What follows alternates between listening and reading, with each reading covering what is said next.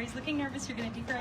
Yeah, I'm looking nervous, probably more hurt in my heart to hear about the struggles and to see how deep into poverty the disability community actually is.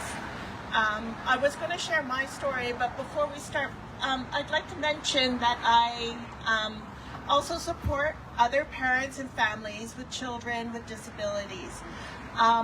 There was no numbers for families with children under 15 years of age, but I can attest that the majority, if not all, the clients that I support with children with disabilities are living well below the poverty line. And it breaks my heart to see them struggle every day. These people, they do everything for their children. They eat peanut butter and jelly every day. That's their food. I also raised 3 children under the poverty line, and my oldest son has an intellectual and developmental disability. And I had this really strange idea in my head that once he was an adult, I would be able to go out and work 60 hours a week and earn all of this money and be able to support him, because I know the supports we have in place are not enough.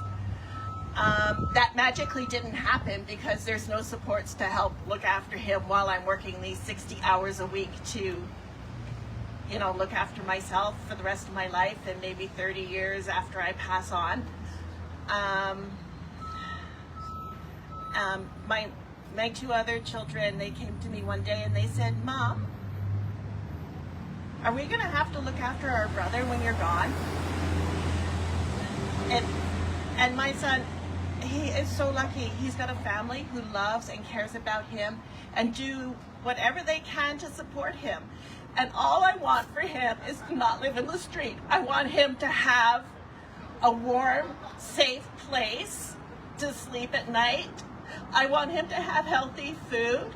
And I want him to be able to go out in the community, because that's what he loves. He loves working with people in the community, and go out in the community and contribute to society. And he can't do that if he's not fed and sheltered.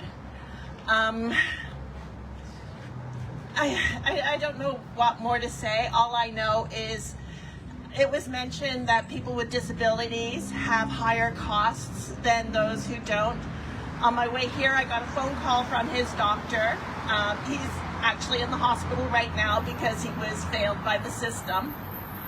And saying, well, the medication we want to use, it's $120 a month. It's not covered by pharmacare.